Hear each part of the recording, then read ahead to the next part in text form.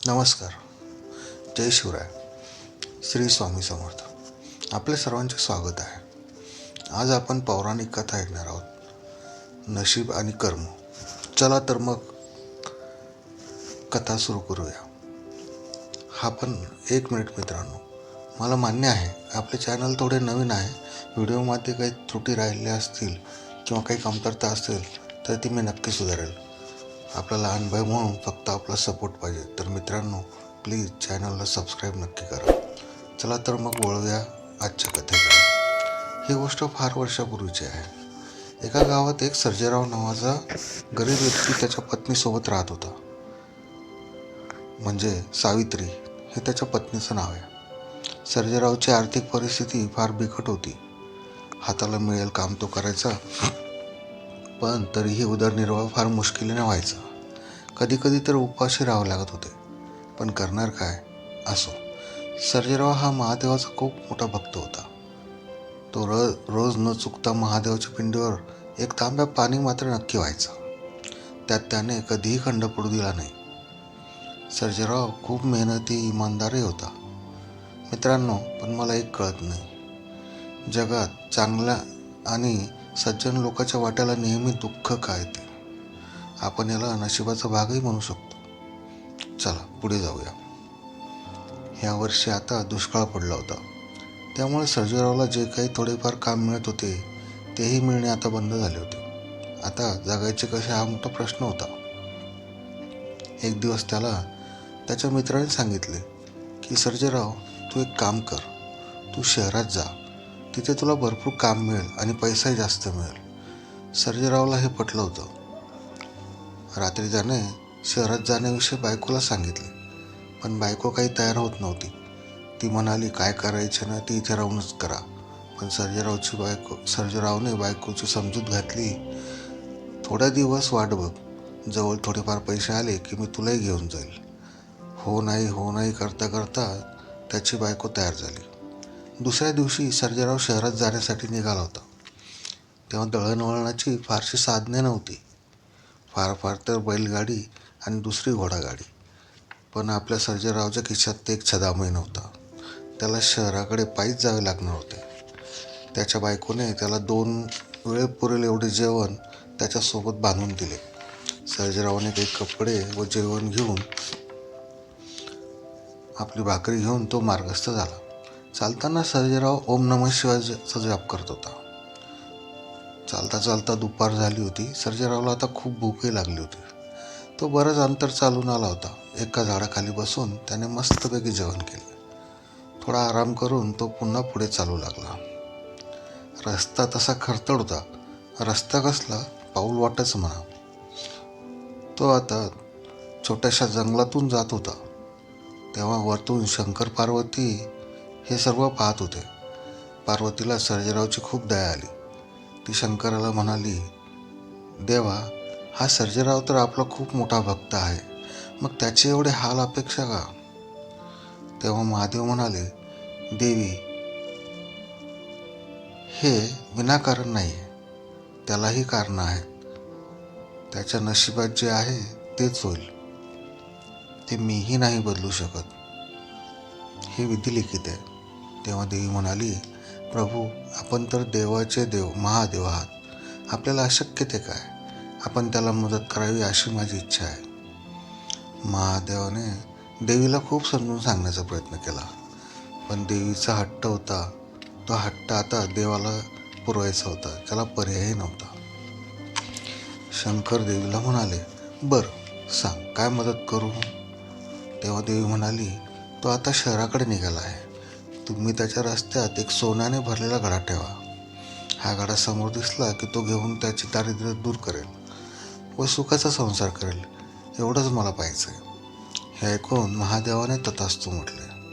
सर्जेराव ज्या जंगलाच्या रस्त्यावरून जात होता त्या रस्त्यावर थोडं पुढं अंतरावर जागी अगदी रस्त्यावर मधोमध घडा प्रकट झाला. सर्जेराव घड्याजवळ येऊन पोचणार होता. घडा आता 5-50 पावले दूर राहिला होता. तेवढ्यात सर्जेरावला जोराचे ठेच लागले. सर्जेरावला खूप दुखायला लागलं होतं. तेव्हा सर्जेरावच्या डोक्यात एक विचार आला की आपल्याला डोळ्यांनी दिसत असून सुद्धा आपल्याला ठेस लागली.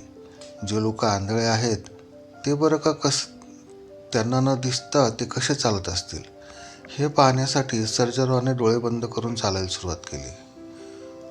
तो आता आंधळ्यासारखा चालू लागला. चालता चालता घडा वाटेतून मागे पडला. डोळे बंद केल्यामुळे सर्जरावाला तो घडा दिसलाच नाही. तो तसाच पुढे निघून गेला. हे पाहून पार्वतीला सर्जरावचा थोडा राग आला होता. ती महादेवाला म्हणाली, अहो हे काय, आपण त्याची मदत करायची आणि हा खुशाल डोळे बंद करून पुढे निघून गेला.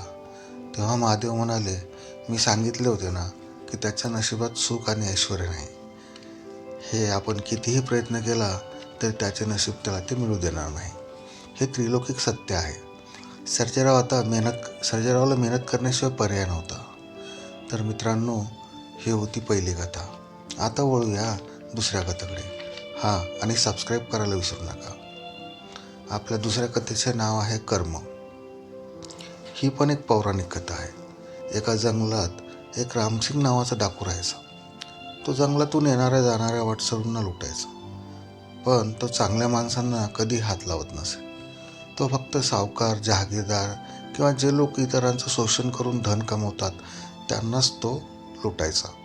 लुटलेल्या पैशात तो गोरगरीब गरजवंतांची मदतही करायचा. त्या जंगलात एक छोटेसे तळे होते. त्या तळ्यात खूप मासे होते. रामसिंगला एक सवय होती. तो रोज संध्याकाळी त्या तळ्यातील माशांना पिठाचे अन्न खाऊ घालायचा. त्याने हा नियम कधी मोडला नव्हता.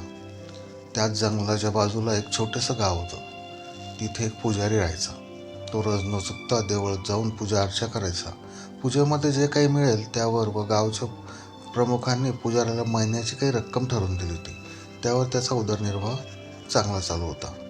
परंतु कुणाच्या घरी पूजा वगैरे घालायची असल्यास त्यातून ती मिळणारी शिदाई त्याला भरपूर मिळायची.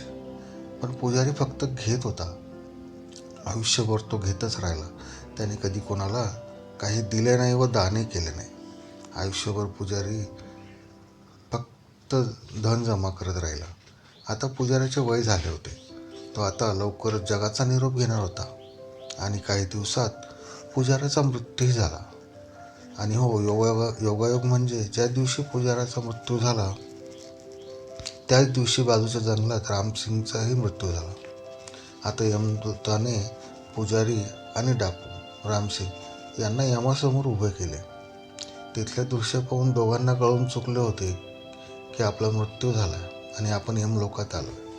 यमराजाने चित्रगुप्ताला आदेश दिला, यांचे पाप पुण्य बघा आणि योग्य तो न्याय द्या. चित्रगुप्ताने रामसिंगला पुढे बोलवले.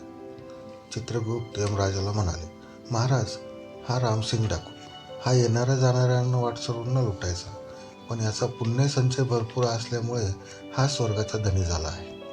यमराजाने लगेच यमदूतांना रामसिंगला स्वर्गात नेण्यास सांगितले. आता पुजाऱ्याची बारी होती. चित्रगुप्ताने पुजाऱ्यालाही पुढे येण्यास सांगितले व म्हणाले, महाराज, हा पुजारी आहे.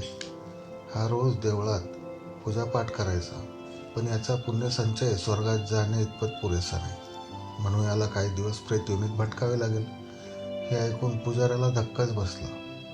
तसा तो यमराजाला म्हणाला, महाराज, हा तर अन्याय आहे. तो डाकू माझ्या समोर स्वर्गात गेला, लोकांना लुटायचा, त्रास द्यायचा, तरी तुम्ही त्याला स्वर्गात पाठवले. आणि मी देवाची एवढी आयुष्यभर भक्ती केली, पूर्ण आयुष्यभर मी पूजा अर्चना केली, तरी मला प्रेतयोनीत का म्हणून पाठवत आहे? हे ऐकून यमराज म्हणाले, पुजाऱ्या, नीट आहे. तो रामसिंग एक लुटारू जरी असला तरी त्याने कधीच निष्पाप लोकांना लुटले नाही किंवा त्रास दिला नाही. त्याने त्याच लोकांना त्रास दिला जे पाप करत होते, जे पापी होते. आणि त्याने जे केलं त्याला पाप म्हणता येत नाही. व दुसरे म्हणजे तो रोज न चुकता तळ्यातील माशांना शेवटपर्यंत तो अन्न देत राहिला. मुख्य प्राण्यांना तो नेहमी अन्न द्यायचा. त्या उलट तू मंदिरात जी पूजा करायचा त्याची पगार मेहनताना तुला मिळायचा. तू कधी आयुष्यात काही दान केले नाही, भुकेल्याला कधी अन्न दिले नाहीस. केलेल्या पूजेचा मेहनताना घेतल्यामुळे ते पुण्य तुझ्या पदरी नाही. काही दिवस प्रेतयोनी काढल्यानंतर तुला स्वर्गात जाता येईल. तुमच्याकडे भले खूप कमी असो, पण दुसऱ्याला देण्याची मदत करण्याची इच्छा आणि नीतिमत्ता तुमच्यात असली पाहिजे. तर मित्रांनो, ही होती आपली दुसरी कथा. आपल्याला कथा आवडल्यास चॅनलला सबस्क्राईब करा. मित्रांनो, देव आहे, आपला फक्त विश्वास पाहिजे. भेटूया पुढच्या कथेत. श्री स्वामी समर्थ. धन्यवाद.